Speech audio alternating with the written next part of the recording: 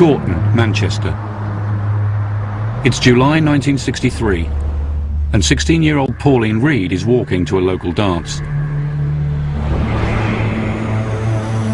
Not far from home, a car pulls up.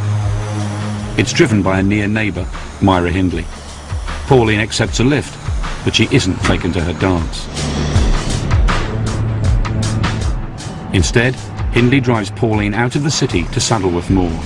There, Hindley's boyfriend Ian Brady pounces, raping and strangling Pauline, before together, Brady and Hindley bury her.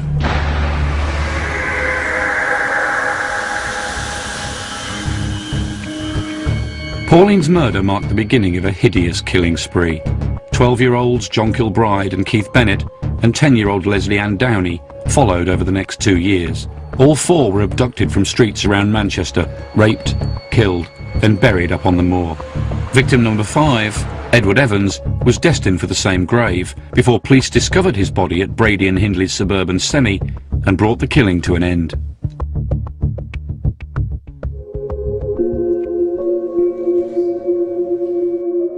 The criminal inquiry that followed shook the nation. That anyone could abduct and kill innocent children was hideous enough, but that a couple, a woman along with her lover, could do this shocked British society. Today, Myra Hindley and Ian Brady are bywords for evil. You certainly don't hear of too many young girls being called Myra anymore. But I want to go deeper than that. Was some dark chemistry set off when these two came together? Or were they destined to kill even if they'd never met?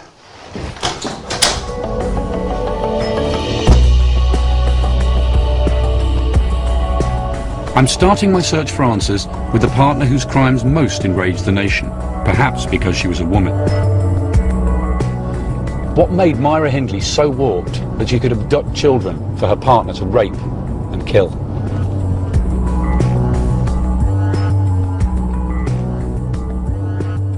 I thought the answer could lie in her upbringing, so I headed to meet a woman who has spent years delving into Hindley's past. If anyone knew of any demons lurking there, it was Jean Ritchie, Myra Hindley's biographer. Thank you. I think Myra Hindley's childhood was actually, of its kind, relatively happy. Her father was a distant and shadowy figure in her life, there's no doubt about that. But so were many working class fathers in those days. She was very much loved by her granny, and a lot has been made of the fact that she lived with granny rather than with mum. But the two houses were within sight of each other. Gran loved having her there, and I think Gran and Mum made up for any deficiencies on the part of the father. So in most of the ways that count, it was a fairly typical childhood? It was a very typical of its time childhood, of its time and place. It was working class, it was a terraced house, there wasn't much money, but it was the same as everybody else in her peer group. So is there anything that you would identify at that time that would make her susceptible to somebody like Ian Brady? Well, I think that she probably did have a sense of some sort of destiny. She felt she was a cut above other people. She felt she was slightly more interesting than the other girls. She was one of the toughies. She was one of the leaders of the girls. So that's the young Myra Hindley. No obvious skeletons in her closet, and seemingly an unlikely killer. In fact, the evidence suggests she was an almost banally typical young woman when she met Ian Brady at an office in Manchester in 1961. And Hindley was as prone as anyone to falling in love with a tall, dark stranger. Listen to some of these entries from her diary. Wonder if Ian is courting, still feel the same, haven't spoken to him yet. On 13th of August, misery. 29th of August, I hope he loves me and will marry me someday. Just 2 years later, she was involved in the most brutal murders. How did this love-struck teenager, just through meeting this man Ian Brady, turn into somebody capable of that? The most obvious person to ask would be Ian Brady himself. Whilst Hindley died in 2002, Brady remains locked up at a secure mental hospital near Liverpool. So I thought I'd send him a letter, though I held out little hope of a reply. Everything I'd read about Brady led me to believe he was a loner, cut off to the outside world. In fact, I'd heard of only one man who'd managed to breach his barricades. In the mid-80s, an undercover journalist called Fred Harrison had persuaded Brady to tell his story for the first time. I met up with Fred outside the prison, where, across a gloomy cell, Brady had spoken of where his impulse to kill had come from. Hindley had a very usual, certainly not an unusual childhood, quite a happy childhood in Manchester. What kind of childhood did Brady have? For a child reared in the Gorbals, a slum in Glasgow, it was a hard life. They were very poor, and he had to fend for himself. If that's normal, then yes, he led a reasonably normal childhood, but there was emotional distance. He was an empty child. He knew that he didn't belong. He hadn't got a father figure to help him, to discipline him. But plenty of people end up leading normal lives after that beginning, except that in his case there was some kind of a mental breakdown. How old is he when this happened? He was about 14 or 15. He did explain. He's cycling along. He feels he's got to get off and stand in a doorway because something's happened to him, a stroke or whatever. I can't explain it, but that's when he saw this face of death, a green image that he rationalized in terms of a face of death. So, unlike normal-seeming Myra Hindley, Brady was a very unusual child, isolated and plagued, so he said, by frightening visions.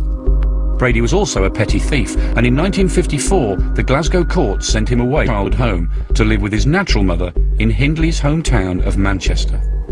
Fred explained that here Brady became more alienated still, setting himself apart from the world and becoming fanatical about disturbing literature. There was the works of the Marquis de Sade, who gave the world sadism, and a growing obsession with the Nazis. He was no longer somebody who could empathize with normal human beings and a stable community. He needed a kind of philosophy that made sense of the way he felt, and the Nazi philosophy offered that. Here was a regime, a group of people that were remorseless, who were willing to accomplish their deeds at any price, and he empathized with it. She sees him and she's going, God, he's interesting, different, good-looking, which he was. What she doesn't know is that he's sitting there thinking, you just don't know quite how special I am. All she saw was a romantic figure riding about on a motorbike, whereas he knew in his heart that one day he would ensnare her and that they would participate in his fantasies of death. And from then on, I believe that one way or another, that was going to lead to a terrible disaster. With his deranged visions of death and ruthless Nazi philosophy, it appears that Brady was already on a fatal road with the more down-to-earth Hindley about to be swept along in his slipstream. Yet in life, as with crime fiction, things are usually not that simple.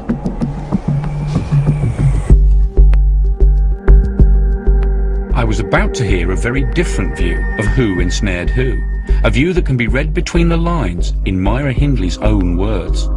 After her death in 2002, Hindley left a macabre treasure trove of papers, including her unpublished autobiography, to journalist Duncan's staff. Duncan allowed me a look at these hugely revealing documents and explained what a psychiatrist has helped him glean from them. She had an abnormal personality. The way it was explained to me by a psychiatrist was that there are people who will make very good special forces soldiers. They have very tough, hard personalities that can deal with violence and are used to that. And that personality can crop up in a man or a woman. That might lead to absolutely nothing, but when you meet Ian Brady, then it does lead to something. So well, this is interesting, because a lot of the conventional wisdom suggests that she was a completely normal personality who happened to run smack into somebody who absolutely wasn't. But you're convinced that they were an accident waiting to happen. She wasn't a normal personality. She was a very unusual, powerful personality. When I met her, you meet some people and they're charismatic, then are extremely strong. She was one of those people. She was very, very tough and able to draw people into her world and make them like her. And then when she met him, he had a script in his head. He knew what he wanted to do. She was very strongly attracted to him. So you have these unusual circumstances come together, and that then led to the relationship was then capable of going on and killing. So, Hindley's background may have been ordinary, but her personality wasn't. As Duncan says, this was a relationship capable of going on to kill. But that doesn't explain why they turned to murder. Just what happened when these two started going out to turn Ian Brady's fantasies into reality.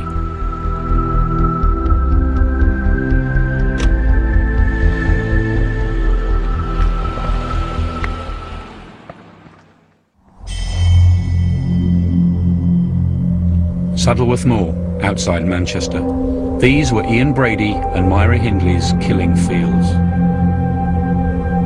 It was here in 1963 and 64 that the young couple buried 4 children. But what drove Brady and Hindley to murder together? I'm Mark Billingham, a crime writer on a search for answers.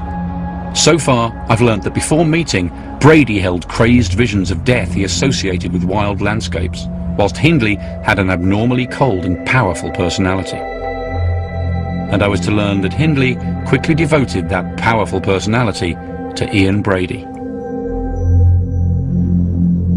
Before she got involved with Brady, she was quite friendly with the other girls at work. Once she became involved with Brady, they spent all their lunch hours together, huddled together, looking at their books. She became very isolated just with Brady, and it was a very consuming, intense relationship. It was enough for both of them for a while. So as far as all Hindley's friends were concerned, because she did have a lot of friends, she's the girl with the very weird boyfriend, essentially. Yes, and she cuts herself off from her friends.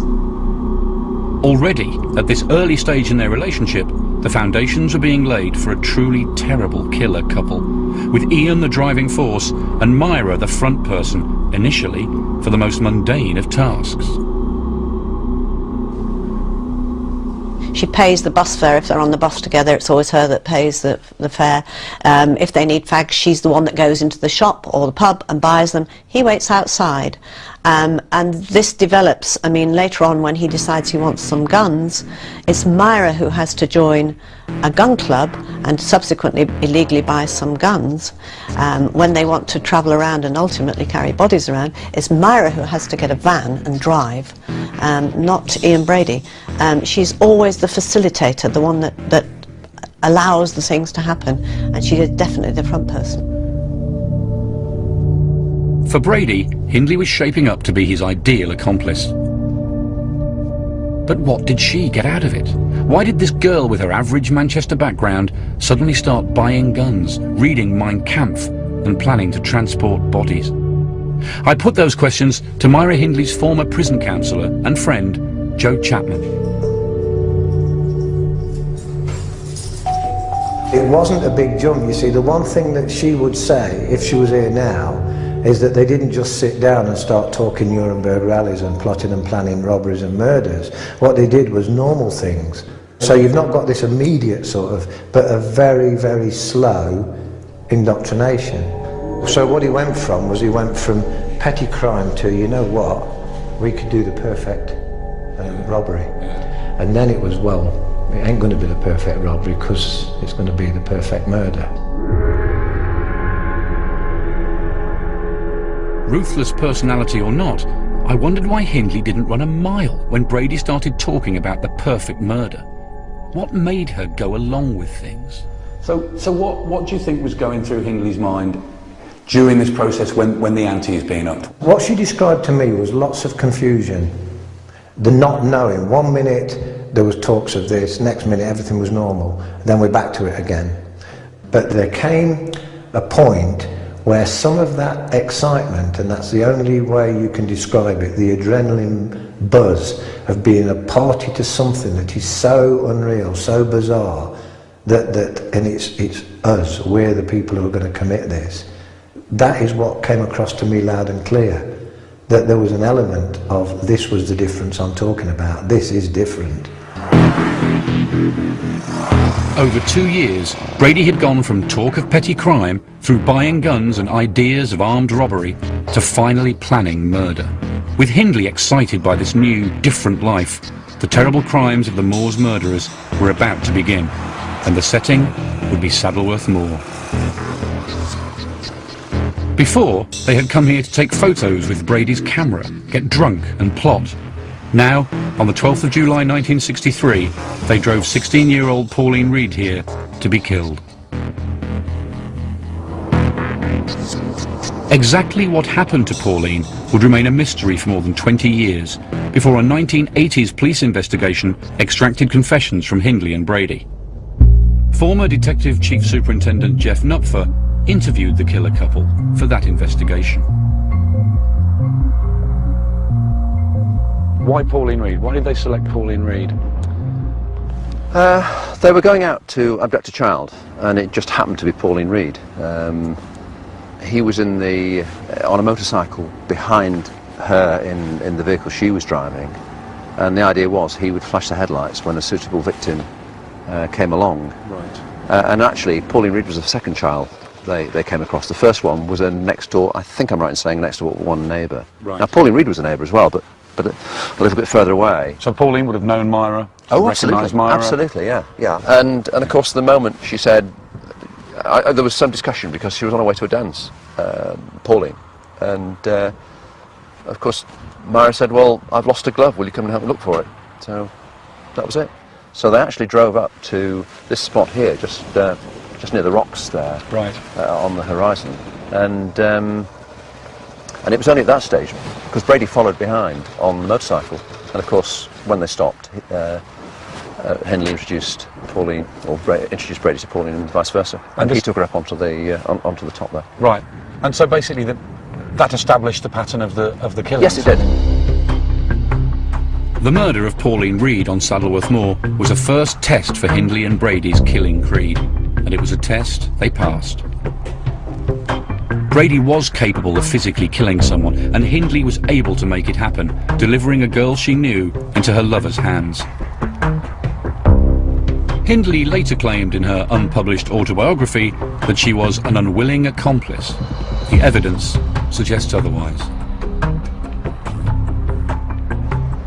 The way Hindley says it is that he made me kill Pauline Reade. Afterwards, I was deeply upset about it. I was traumatised. I was very reluctant to stay with him, but I felt I had to because I felt my life was under threat.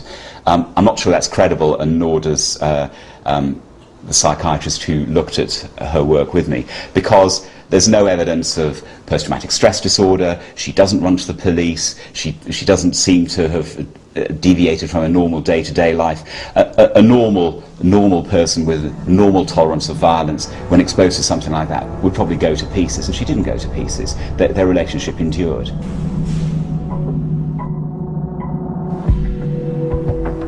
After the killing of Pauline Reade, she could have gone straight to the police and said, and stopped it there and then. And okay, she would have been in deep, but not as deep as she was ultimately. She could have stopped it, and any right-minded and right-thinking person would have done.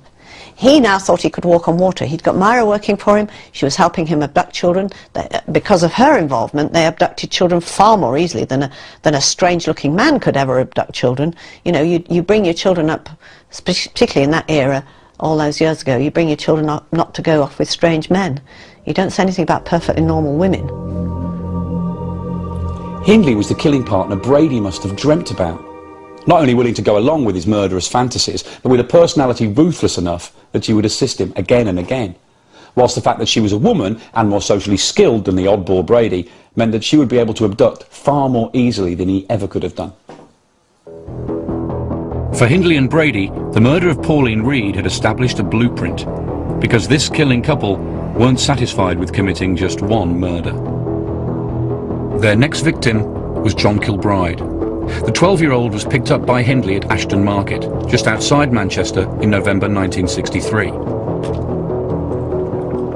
7 months later, Hindley abducted a third victim, Keith Bennett, from streets close to central Manchester. Both boys were taken to Saddleworth Moor, sexually abused, and then strangled by Brady. By June 1964, 3 bodies lay buried on the moor, and Brady and Hindley had become a well-oiled killing machine. Yet I was to learn that whilst Hindley was happy to go along with things as they were, Brady always wanted more. More victims, trophies of his crimes, even a new accomplice.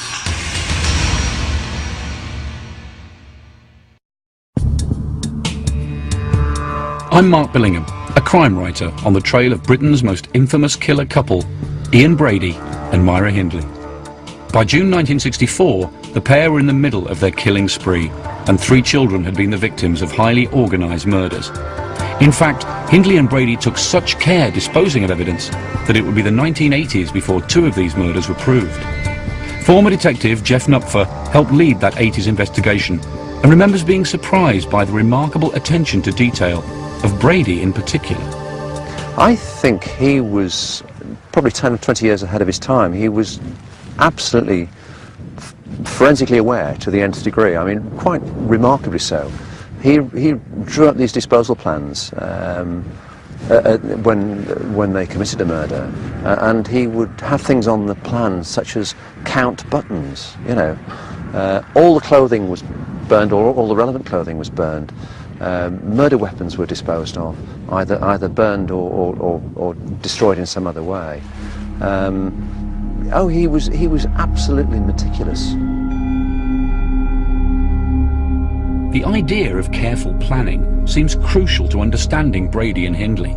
It was Brady's criminal plotting that excited Hindley in the first place, and once they started killing, their disposal plans helped them evade detection. What's more, I was to learn they even made careful plans about how to commemorate their murders afterwards. Before the children were killed, they chose the burial sites. They then took photographs of the children after they'd been killed. They also took markers on the graves afterwards. And these photos she took part in. She posed on top of children's graves. So she was taking part in the planning of the murders, the execution of the murders, and their enjoyment afterwards.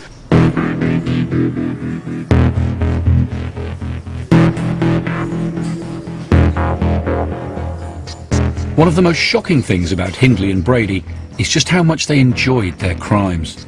However, as Hindley's prison counsellor told me, her enjoyment was quite different to Brady's. Where he revelled in sadistic murder, her satisfaction was that of a loyal accomplice. I don't believe for 1 minute that Myra, there was any sexual satisfaction for Myra at all in the abductions and the killings. I don't believe that. And that to me came over loud and clear, that it was a need to please Ian, a need to do things for him, and by that cement the relationship even further. Whilst Hindley was content to make Brady happy, the nature of Brady's crimes and the fact he kept killing suggested to me that Brady would always want more horrible trophies and more sadistic murders. And these two things came together with the most infamous of their killings, that of youngest victim, 10-year-old Lesley Ann Downey. Lesley Ann was picked up by Hindley at a fairground on Boxing Day 1964. Unlike the previous victims, she was not taken straight to the moors, but to Hindley and Brady's new home in Hattersley, just outside Manchester. Once there, Lesley Ann was undressed, forced to pose for pornographic photos, and recorded begging for her mother on Ian Brady's reel-to-reel tape recorder. After her apparent torture, Lesley Ann was then strangled and buried the following day on Saddleworth Moor.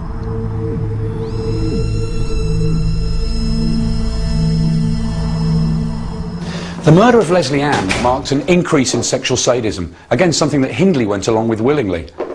Bringing her back to their home with the increased risk of detection contradicts everything I've heard about them being a meticulously planning killer couple, as did their increasing obsession with ghoulish trophies.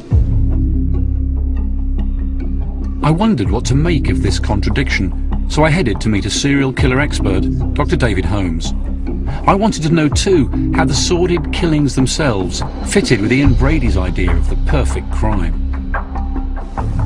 I think that you were looking for absolute sense in a situation or in a person that isn't necessarily going to ultimately be totally sane. His rationale, if you like, for the committing the most heinous, and in fact, I would imagine that his perfect crime would be even more heinous and even more degrading for whoever took part in it. You've got to remember, his ideals were things like the Marquis de Sade, where the worse it was, the better it was. and the kind of Hitlerian rule of iron, where the more harsh and the more vicious something was, the better it was. So, Brady always wanted to go further, and Hindley was able to help make this happen. First, he wasn't happy to kill alone. He needed a follower, and through some remarkable chance, the person he found was willing and able to kill with him. Next, when the pair did murder, the killing wasn't enough. He needed to record it somehow. Then he wanted to commit ever more heinous crimes, bringing Lesley and Downey back to their home to prolong the sadistic abuse.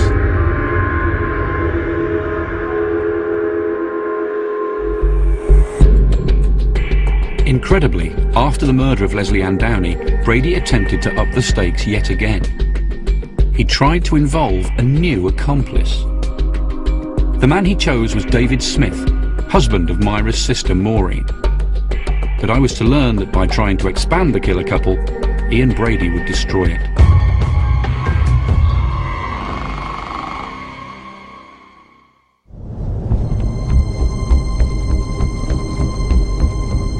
Today, David Smith refuses to give any interviews, so I've gone for the next best thing. Neil Mackay, a man with a unique insight into David Smith and the Moors murderers. Over 3 years, Neil met Smith countless times for a television drama he was writing about Smith's relationship with Myra Hindley and Ian Brady.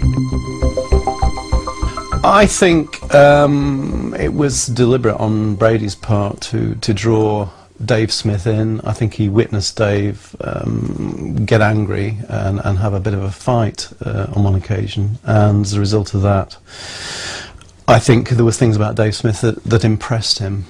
But you've got to remember with Dave Smith that, you know, a key part of these events was that they lost a child, they lost a baby, and it was when that child was lost that Brady, I think, realised an opportunity. He saw an emotional vulnerability in Dave Smith that he could work on. He could particularly work on this notion that the universe is brutal, there is no God, you lost your child, you lost your baby, therefore believe in me.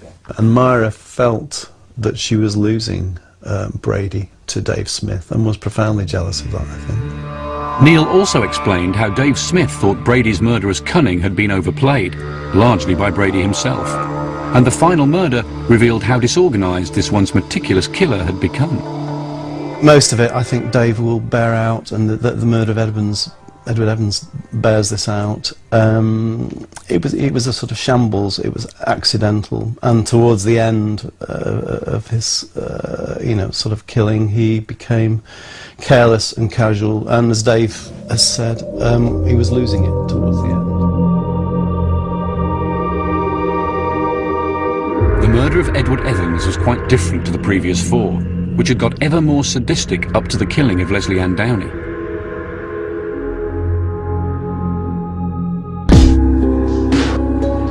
Evans was a 17-year-old lad out drinking in Manchester one October evening in 1965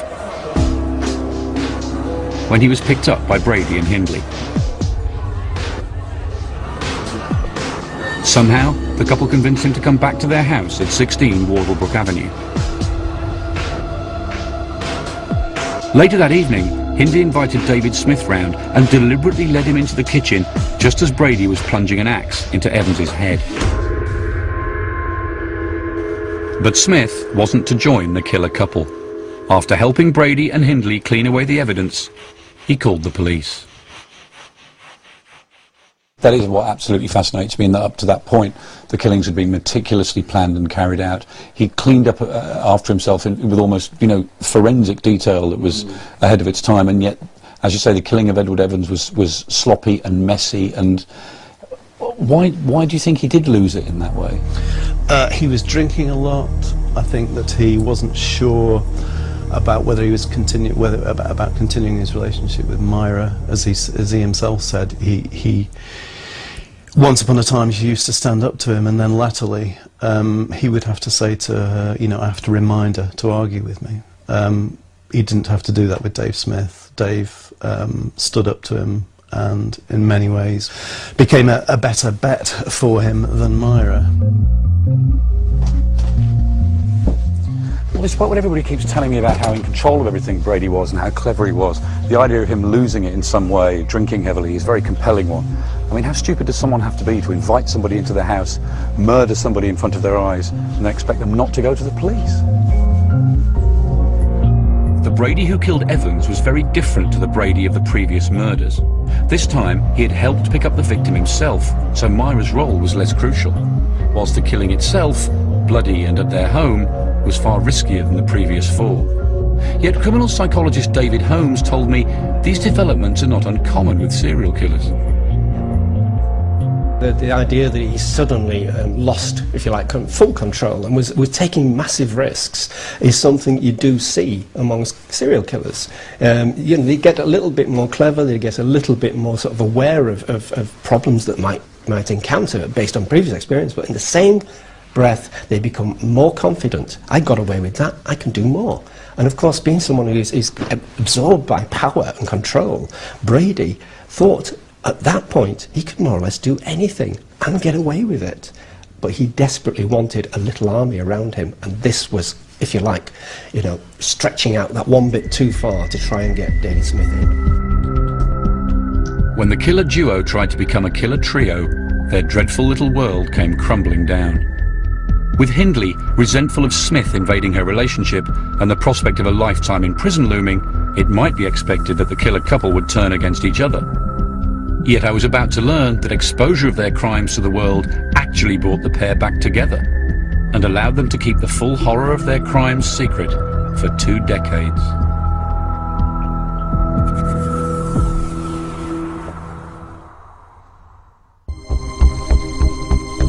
Hattersley, an Oversville estate just outside Manchester, once home to Ian Brady and Myra Hindley.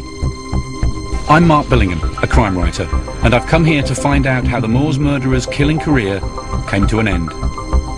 I've discovered how the pair had appeared uncatchable until Brady grew tired of Hindley and attempted to recruit a second partner in crime, Hindley's brother-in-law, David Smith. But Smith was no Myra Hindley. After witnessing Brady plunge an axe into 17-year-old Edward Evans, Smith called the police.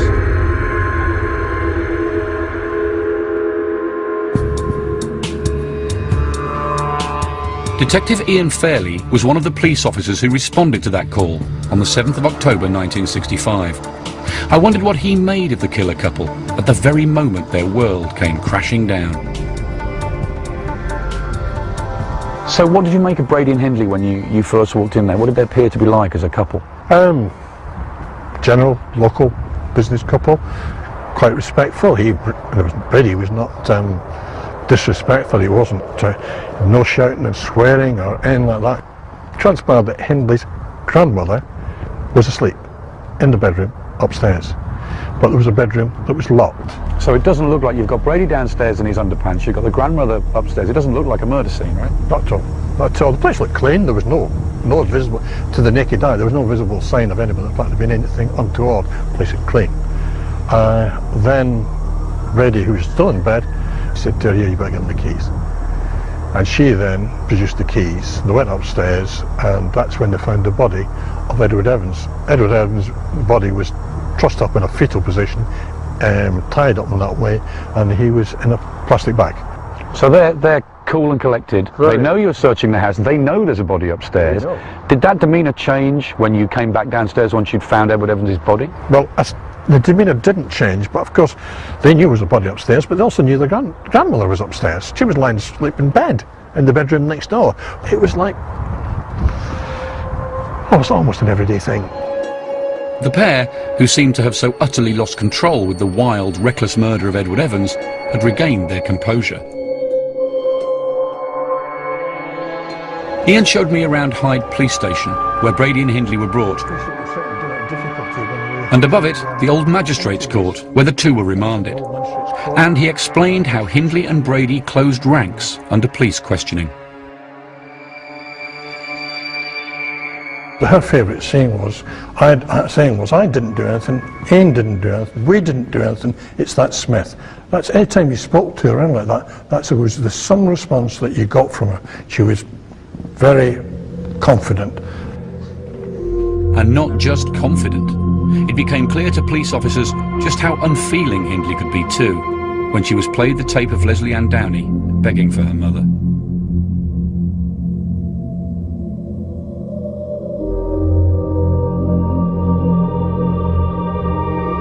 And if you ever have the opportunity, and you don't really want to, but if you ever have that tape where the little kiddie is being killed on the tape, there's no doubt that's what it is. I'll tell you what, it really it tugs at everybody's heartstrings, and I tell you what, it brings a tear to my eyes every time that I think about it, and the number of times that I heard it, and I've not heard it for years now, but it's still very much, very, very fresh in my mind.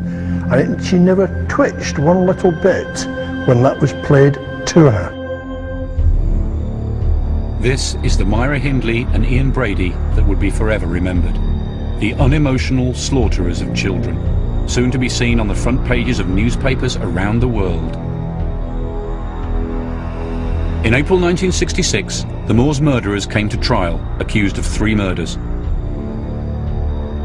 Edward Evans, the 5th and final victim, his killing witnessed by David Smith. Lesley Ann Downey, the 4th victim, whose cries were recorded on tape and played to an appalled courtroom. And John Kilbride, the 2nd victim, his body located by this trophy photo. The jury's verdict was inevitable, guilty, though Hindley escaped a murder charge for John Kilbride. Hindley and Brady were sent down for the rest of their lives and would never see each other again. Yet though apart, Hindley and Brady still shared one thing, the secrets of 2 more victims buried on Saddleworth Moor, Keith Bennett and Pauline Reade. 2 decades passed, with the killer couple refusing to talk about their crimes.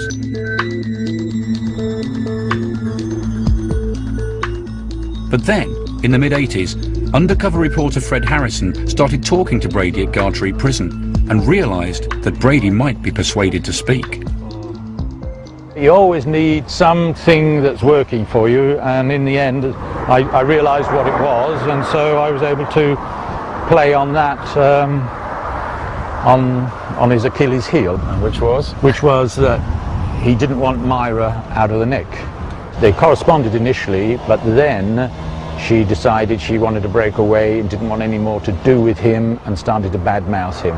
So all he could do was to undermine her mission, which was to get out.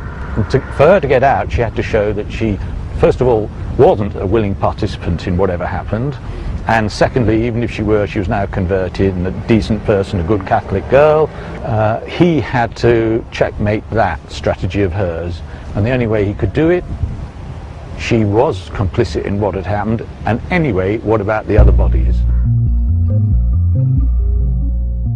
The news that Brady was talking about 2 more bodies, those of Pauline Reade and Keith Bennett, quickly reached the police. It was time to reopen the Moors investigation and finish the work started by Ian Fairley and his colleagues in the 60s. Well, there's a journalist by the name of Fred Harrison who'd managed to wheel his way into to see Brady on the pretext of being a friend, and so we got a fair bit of information from him, and we were talking to psychiatrists and psychologists, and they were all saying that they felt that Brady was really on the tip of spilling the beans, and so we came up with this idea of going to see Hindley. Now, everyone we'd spoken to, from the prison authorities downwards, had said that she's a very manipulative lady and you will not get the time of day from her. But to our astonishment, we got in there, of course, and she said, well, yeah, what is it you want to know? Suddenly, after more than 20 years of silence, Hindley and Brady were talking about their crimes. Eventually, both confessed to all 5 killings and helped police find one of the missing bodies, that of Pauline Reade. Yet though Hindley and Brady both returned to Saddleworth Moor, this time separately, Keith Bennett's body was never found. Was it a difficult decision to stop looking Pull the for plug. Keith Bennett? Oh, it was, yeah. It was indeed. But of course, we'd exhausted. We knew that he was buried in the edge of a gully. We literally went down both sides of these 2 little valleys, and excavated every single one. Today, Keith Bennett's body still hasn't been found. Sporadically, the police search continues, with any potential remains attracting massive media interest. It's testament to the fascination that Hindley and Brady still hold on us. But what of the killer couple themselves? What of the people they became? For her part, Hindley campaigned for her release to the end, her position going from denial to apparent remorse. By the time of her death in 2002, she was the longest-serving woman prisoner in Britain. And whilst public opinion remained resolutely against her release, some argued that, freed from Brady's influence, Hindley was a very different person. There was a side to her that I could totally and utterly 100% trust was genuine, and there would be nothing to worry about. One of the significant areas that I got extremely pilloried for was when my daughter spent the time she did with her at the age of 8 and with Myra alone for an hour. You know, I faced, how could you do that? But I could do it because I'd actually worked and I'd got to know her, and I'd separated the person that existed 30 years ago from the person I was seeing then. And I think that was being able to be the Myra she was right at the very beginning, the good childminder, the person that people could trust their children with. That was where she was back to. Jo's sympathy won't be shared by most, but Hindley certainly liked to give the impression she had changed. Brady has never done the same. I eventually got a reply to my letter to him at Ashworth Secure Hospital, 2 pages written by Brady. And unsurprisingly, it wasn't his victims, or even Hindley he was concerned about. It was himself. Well, there's a lot in there. He wants me to know how terrible the regime is at at Ashworth, where he's being held. But this is the bit I find really fascinating. This is what he says. My 3 medical experts who have interviewed me regularly and extensively over the past 6 years diagnosed me as, in inverted commas, not only rational but super rational, and again in inverted commas, intelligence-wise in the top 5% of the UK population. He seems awfully keen on letting me know just how intelligent he is, and then actually finishes the letter by saying, "The ball is yours," whatever that means. The Ian Brady of this letter comes across as a fantasist, bragging about how clever he is. The horrific fact, though, is that his worst fantasies became a reality, thanks to his partnership with Myra Hindley.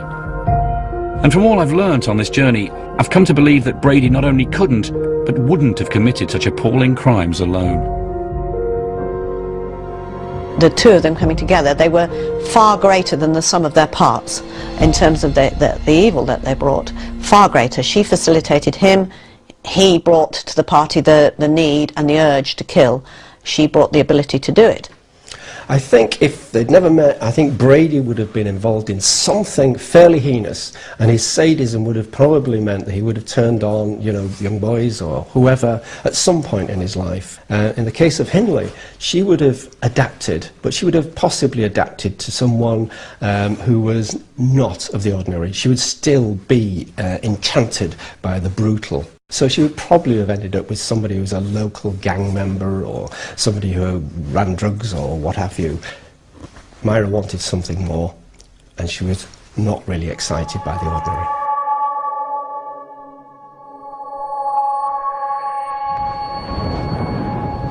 Serial killers are rare. They're certainly a lot rarer than crime writers like me, I'd have you believe. But within that subset, if you like, couples who kill are rarer still. And everything I've learned so far makes me believe that Hindley and Brady were a one-off. Something terrible happened when they came together.